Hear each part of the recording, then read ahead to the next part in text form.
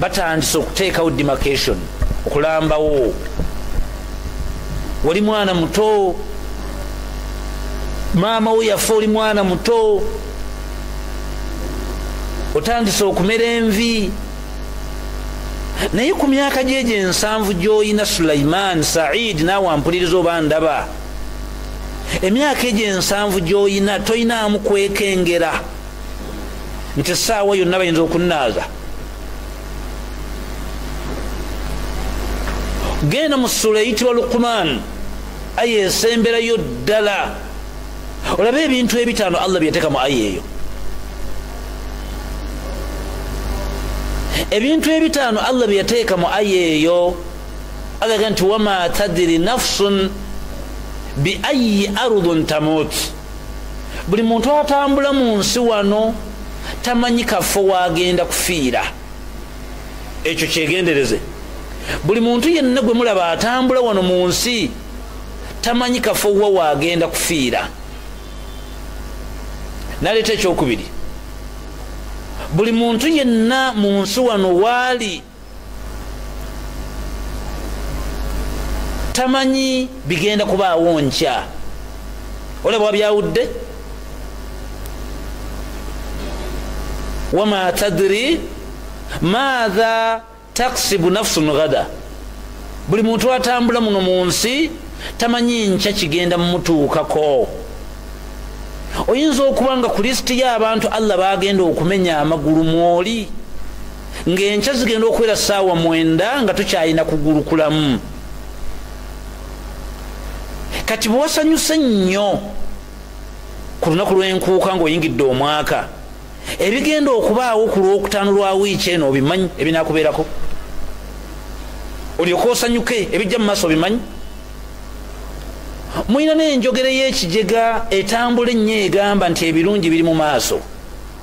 Bwe bibanga ebirungi biri mu maaso, okufa kuliwa? Kufa kulungi. Era singa bakubira ssimu ne bakuwa amawulire nti mukazi we afudde n'abaana bo 2, ng'odda mu dduuka ng'oseka. Bwe bibanga ebirungi biri mu maaso, okufa kukuliwa? Tekuli mu maaso. Allah aleeta ebintu 5 biri mu ssuula eyitibwa Luqman, aya esemberayo ddala, n'ababuuza bantu mmwe otambula mu nsi naye tomanyi nkya kigenda kukubaako. Kati weewuunya era weewuunyisa okulaba omuntu ayingidde emyaka 6-7 nga naawe mu nkuuka wabaddeyo, era ng'oli awo oganudde amaaso olinze beene, aleeta ekisumuluzo akuggulira oyingire. Oyo nno eyagguddewo ayinza naye yennyini obuteggalira. Mwaka gwennyini gumulaba guno ne gumulema okufuluma, so nga yabaggulidde muyingire era n'abaggalira omwaka gw'ekisiraani. Naye yennyini eyabaggulidde oyo guyinza omulema okufuluma. Lwaki? Kubanga gwe bayita mwaka tomumanyi.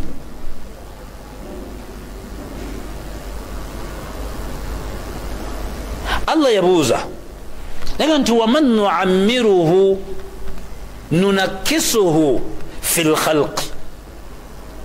Mwe temukimanyi nti buli lwenkuleka mu nsi ebbanga nga ppanvu ntandika okukyusa entegeera yammwe n'obubumbwa bw'obutonde mbukyusa? Muddu yali atambula ng'oyanguwa amaanyi agenda agakujjamu mutambula osooba myaka 9. Muddu era asobola okuwoggana ne bawulira abaakeedi eddako bwe giyingira 120 okwogera kwesala. Omukyala yalina akabina n'amahipusi ng'olabika bulungi, bwe giyingira 7 Allah akuyiwa, n'osiŋŋaana omukazi omugongo n'akabina nga Allah bigasse.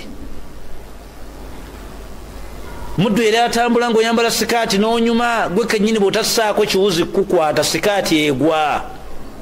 Ega nti waman nuammiruhu, buli lwenkuleka mu nsi ebbanga nga ppanvu nunakkisuhu, obubumbwa bwo obutonde bwo ntandika obukyusa.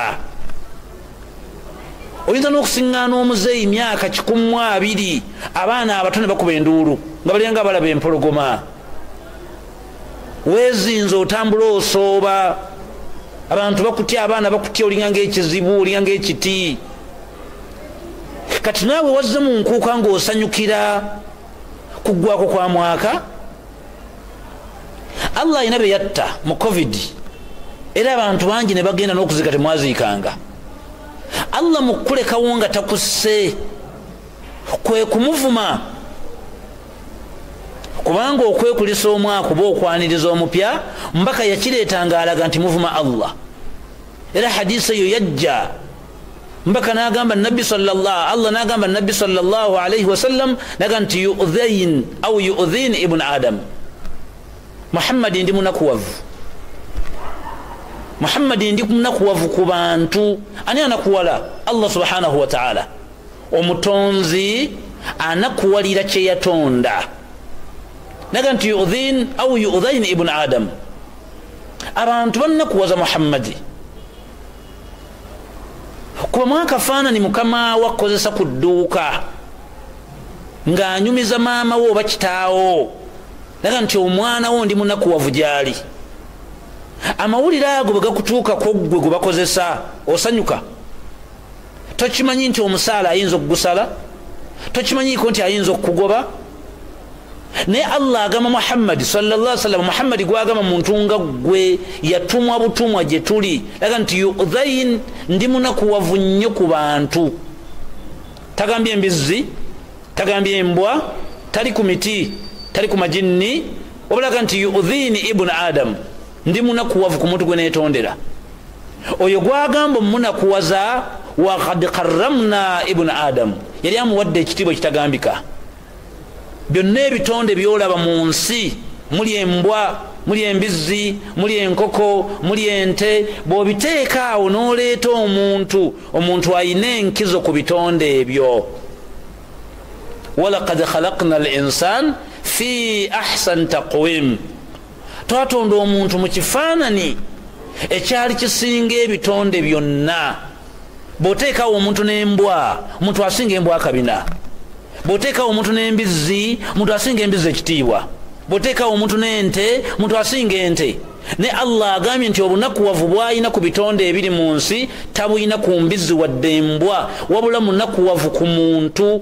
Yakoze eki? Yasubbu dahal, yavuma omwaka, oba avuma omwaka, oba yeekulisa omwaka. Allah naga nti wa anna dahal, ekyo kye mwekulisa kye muvuma yenze. Gwani avuma Allah? Obikkulira omulezi wa kamwa ku bintu byakkoledde ne byoyina n'endabikayo, olabanga asaana kusasulwa na kumuvuma. Era gwe towuliramu okutya bwe kibanga yennyini yakigambye nabbi nti munakuwavu nnyo gye tuli, era n'okiddamu. Mu ssuula emu Allah yagamba ng'anyumiza Muhammadin sallallahu alayhi wasallam naga nti ma ya'tihim min dhikrin min rabbihim muhdathin illa stama'uhu. Muhammadin kutuma mu bantu, naye toyinaayo aya n'emu gy'ogenda kusomera bantu nga mpya mu matu gaabwe. Illa stama'uhu, buli aya, buli nsonga gy'ogamba abasiraamu baagiwulirako dda. Ne wahum yal'abun, beebeerera mu muzannyo na kugaya kujooga, tebaagala kuteeka mu nkola. Ekintu ky'okuvuma omwaka tetwakyogeddeko ggulo, ebbanga lyonna kizze kyogerwa,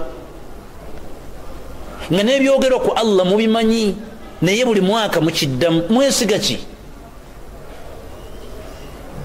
Okwate ekkubo ssaawa 6 ez'ekiro, ogenda oyimirira awantu bakube fireworks ng'oyimiridde awo ng'okimanyi bulungi yassa aya 2 n'akugamba nti waja'alna al-layla libaasa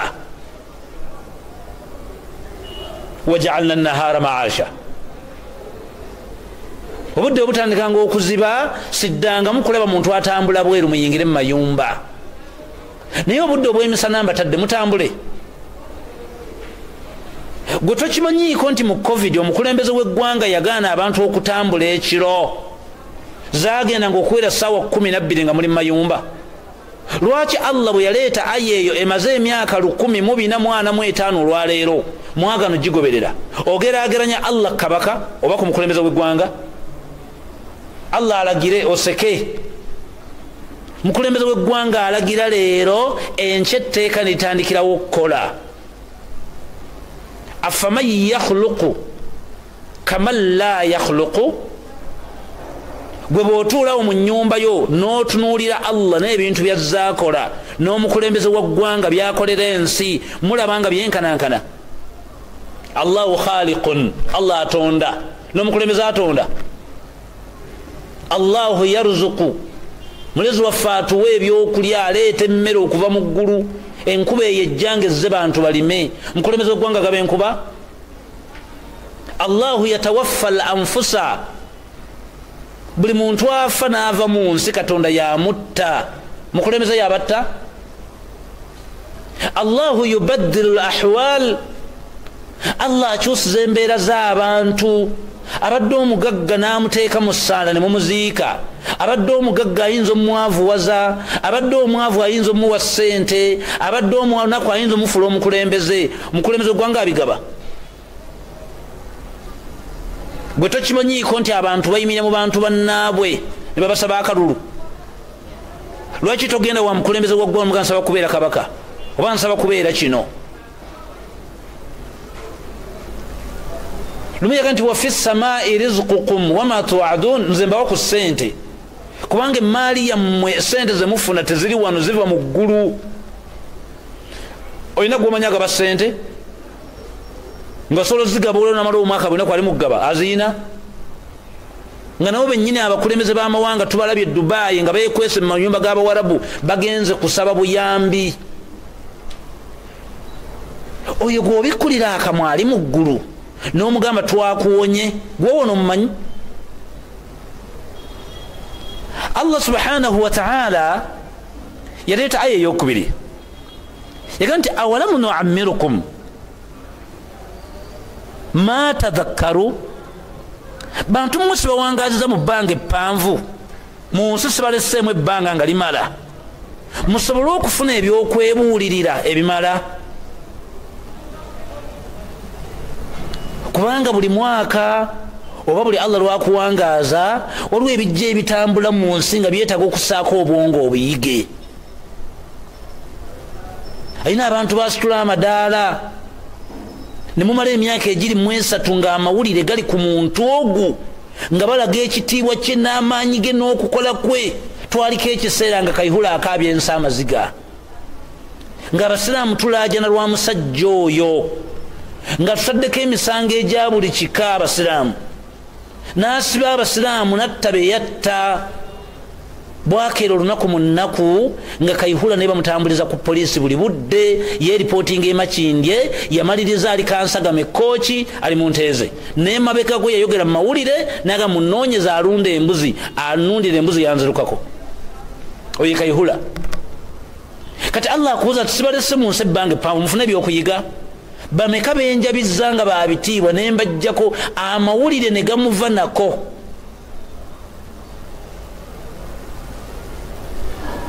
Temuziikangako banene, ebyo anaabikola Allah subhanahu wa ta'ala. Kwe kubuuza nti ma lam tadhakkaru awalamu nu'ammiruhum ma tadhakkarun, sibawangazza ebbanga mu nsi ebbanga limala mufune ebyokuyiga mu bintu byenze nkola. Olwo lwaleeta enkuba, lumiyaga nti anzala min assamai maa fahtamaru zabadu rabiya. Waliwo ebiseera lwendeeta mu nsi enkuba nga nnyingi n'osiŋŋaana amataba nga ganjadde, naye amazzi ago ne gajja n'emukoka ne galeeta ebikebe, ngaleeta ebikoola, ngaleeta ebiti, ngaleeta ebiki. Amazzi ago ne gagenda fayadhahabu jufa. Ebintu ebyo ebireeteddwa ebikebe, ebiti, ebikoola bibeera awo nga tebirina makulu. Naye amazzi gammwe ge munaakozesa mmwe enkya ng'omusana gutandise okwaka, amkuthu fi turabi, nga bakwekera mu ttaka. Amazzi gano agamukoka mbanjoza nsi era wengatwala mumanyiiwo. N'abuuza nti mmwe ekyo temukimanyi, temukiraba? Oyi Allah subhanahu wa ta'ala tomusasulanga muna kumuvuma n'ovaamu ekigambo ekigamba nti mwaka gwe tobadde towoneka. oba omaze okukakasa nti Allah nkubuuse nkuwonye, buli ava wano thumma ila rabbihi yurjaun. Yaga buli muntu gwenzija wano ku nsi ku mwaliro gw'ensi ate tumwagala tumuyita gwowonya olaba bwomusiŋŋaanye ye Allah subhanahu wa ta'ala. Ayemu omubaka Muhammadin sallallahu alayhi wa sallam yali asomera abayudaaya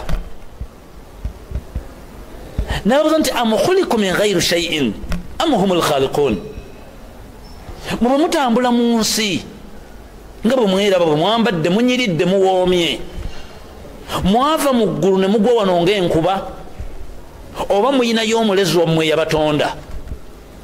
Ekyo kijje ku bayudaaya okyeteekeko. Kale gwe avuma Katonda, gwe bwe weeraba nnyoka akuzaala n'ekitaawo mwova famire gy'ova, mwava mu bbanga ne mugwa ng'enkuba, oba muyinayo eyabatonda ng'oyo yeetaaga okuwa ekitiibwa n'okuwa obudde, olyoka osumattuka ekigambo ekigamba nti happy new year. Olwo oguwedde mwaka ki gwobaddemu ng'okyali mulamu, olina abaana, olina awakaawo, ekifo ky'okumwebaza bw'ofulumya ekigambo ekyo mbaka kyagamba nti omaze okuvuma Allah fastaghfiru lahu. Buli yenna yabadde mu nkuuka oba yaweereza message n'ogamba happy new year, oba yenna yaguze osanyukira omwaka, ne bw'oba wavuze mmotoka nga gye waguze nga weekulisa mwaka, genda ovunnama ogambe Allah nti nsaba kunsonyiwa olw'ensonga yagamba Muhammad nti ndi munakuwavu ku bantu, banvuma nga bagamba nti omwaka gugenze tuguwonye, wa ana dahal, kye bavuma yenze. Hayakum Allah wa jazakum Allahu khaira. Assalamu alaikum wa rahmatullahi wa barakatuh.